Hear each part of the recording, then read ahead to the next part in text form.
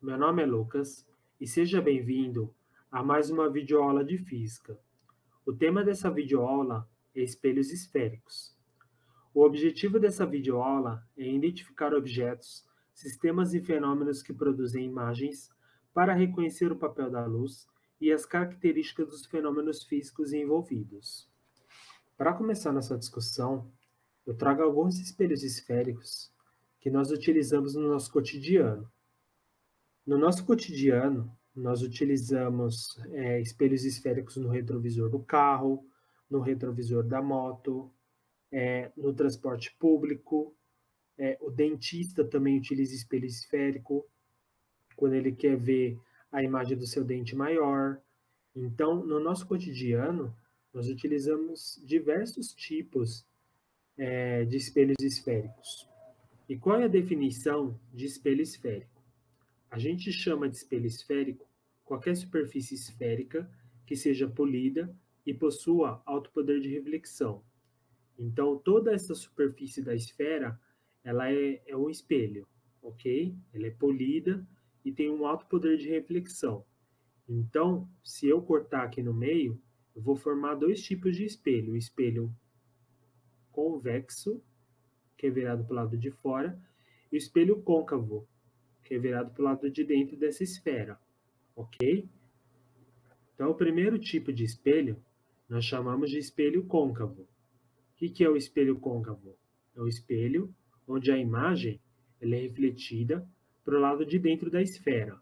E no espelho convexo, a imagem ela é refletida para fora da esfera. E agora eu vou apresentar alguns elementos da geometria dos espelhos esféricos. O primeiro elemento nós chamamos de centro de curvatura. O que é o centro de curvatura? É o centro da superfície esférica. O segundo elemento é o raio de curvatura, que seria a distância entre o centro até um ponto da minha esfera. O vértice seria o ponto central da esfera. E o eixo principal é uma reta que liga o centro de curvatura e o vértice. O eixo principal ele é bastante importante na construção das imagens. E o eixo secundário seria qualquer reta que passa pelo centro de curvatura e pela calota esférica, desde que não seja pelo vértice. Já que no vértice, o que nós temos aqui é o eixo principal.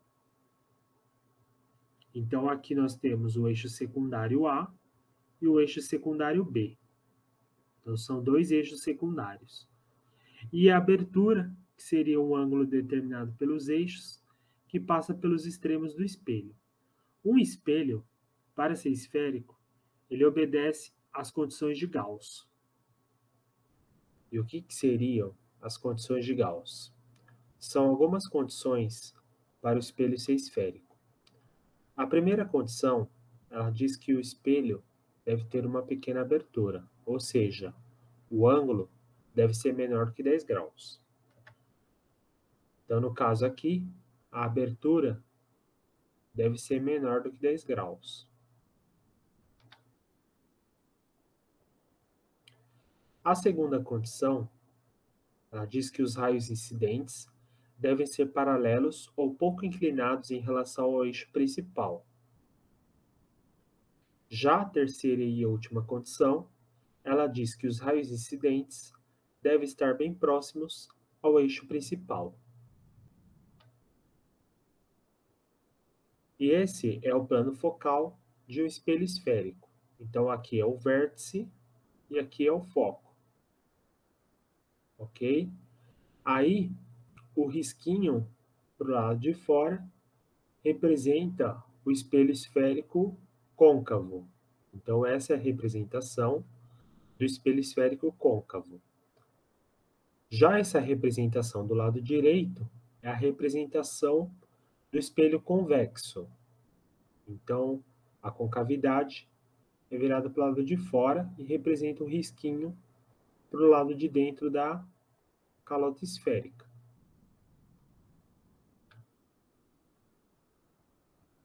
E agora eu vou apresentar alguns raios notáveis. Então, o primeiro raio notável, se ele incide paralelo ele vai sempre passar pela direção do foco, ok? Então, isso ocorre tanto no espelho côncavo quanto no espelho convexo. Note que aqui nós precisamos fazer o prolongamento dos raios de luz, porque diferente do espelho côncavo, os raios eles passam pela direção do foco. Já no espelho convexo, nós precisamos fazer esse prolongamento, porque eles só vão ser refletidos na direção do foco. E essa aqui é uma demonstração experimental do que o que aconteceria se eu incidisse os raios de luz no espelho côncavo e no espelho convexo. O tipo de espelho esférico que vocês estão observando nesse momento é do tipo côncavo. Então, se eu incidir os raios de luz, vocês podem observar que todos os raios eles são refletidos num determinado ponto. Esse ponto nós chamamos do que? De foco. Então, de acordo com os raios notáveis, explicados anteriormente, todo raio que sai paralelo, ele vai ser o que? Refletido no foco.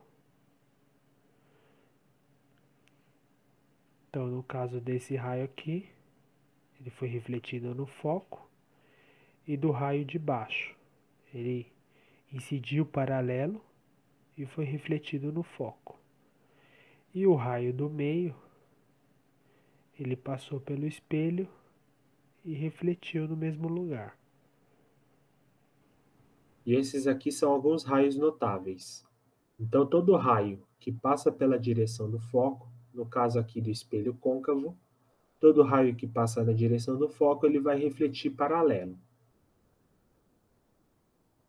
E aqui, ó, no espelho convexo, todo raio que passa na direção do foco, ele vai refletir paralelo. Aqui são alguns outros raios notáveis, então o raio saiu paralelo, ó, refletiu, passou paralelo e refletiu na direção do foco. Então é importante fazer esse prolongamento no caso do espelho convexo, ok? Aí aqui no espelho côncavo, todo raio que sai paralelo, ele vai ser refletido na direção do foco. Outro raio notável é o raio que passa no centro de curvatura. Todo raio que passa no centro de curvatura do espelho, ele vai ser refletido na mesma direção, ok? Isso vale tanto para espelho côncavo quanto para espelho convexo. E todo raio que passa pelo vértice, ele é refletido no mesmo ângulo. Então, isso vale tanto para o espelho convexo quanto para o espelho côncavo. E agora eu vou apresentar a construção das imagens. Então, esse aqui é o objeto que está entre o foco e o vértice. Então, quando eu faço a construção da imagem, o que vai acontecer? O raio que saiu paralelo, ele vai ser refletido no foco. E aqui, ó, eu desenhei um raio que passa pelo centro de curvatura. Como eu não consegui nenhum raio que se encontrasse, eu tive que fazer o prolongamento dos raios de luz. A imagem aqui, ela vai ser o quê? Maior. Qual é a natureza dessa imagem? Ela é virtual. Por que ela é virtual? Porque ela aparece atrás do espelho, ok? Toda imagem que aparece atrás do espelho, ela é uma imagem virtual. Qual a orientação dela? Direita, ou seja, na mesma direção do objeto. E o tamanho é maior. Então, esse é um caso de uma imagem virtual, porque ela está atrás do espelho. A orientação ela é direita e maior. Outro caso aqui, para construir imagens. Então, esse raio que saiu do objeto, ele incidiu paralelo e foi refletido na direção do foco. Outro raio, ele passou na direção do foco e foi refletido de forma paralela. Então, eu formei uma imagem o quê? Real. Por que ela é real? Porque ela está na frente do espelho.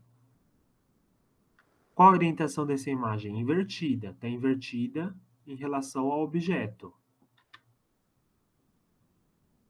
Está invertida em relação ao objeto. E maior. Então, essa imagem formada entre o centro de curvatura e foco, ela é maior do que o objeto. Então, essa é uma construção da imagem do espelho côncavo. Outra construção da imagem do espelho côncavo seria colocar o objeto atrás do centro de curvatura. Então, atrás do centro de curvatura, o raio vai incidir paralelo e vai ser refletido na direção do foco. Outro raio vai incidir na direção do foco e vai sair paralelo. Qual que é a natureza dessa imagem? Ela é uma imagem real. Por que ela é real? Porque ela aparece na frente do espelho. Qual a orientação dela? Invertida. Está invertida em relação ao objeto. E o tamanho dela? Menor. Ou seja, essa imagem formada ela é menor do que o objeto.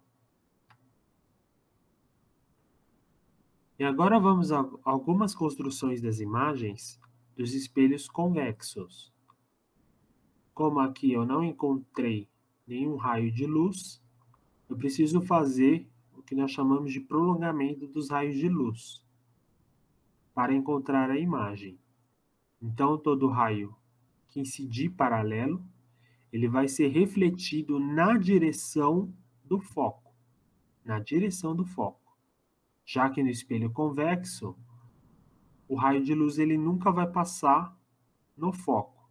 Ele vai ser refletido na direção dele. Ok? Então, o raio que passa no paralelo, então o raio que incide paralelo, ele vai ser refletido na direção do foco. E o raio que incidido no centro de curvatura, ele vai ser refletido na mesma direção. Com isso, eu construo uma imagem aqui. Qual é a natureza dessa imagem? Ela é virtual. Por que ela é virtual? Porque ela está atrás do espelho. Qual a orientação dela? Direita. Em relação ao objeto, ela é uma imagem direita. E qual que é o tamanho? Menor. Ela é menor do que o objeto. E essa aqui é uma aplicação do espelho esférico. Então, no telescópio, nós temos dois tipos de espelho. Nós temos esse espelho aqui e esse espelho aqui. Quando a gente observa por meio da ocular, a gente observa a imagem que é refletida nesse espelho aqui, ok? Então, esse é o telescópio refletor de Newton. E finalizamos a nossa videoaula sobre espelhos esféricos. Essas aqui são algumas referências utilizadas. E se você gostou desse vídeo, dê o seu like e se inscreva no canal para receber conteúdos como esse. Obrigado!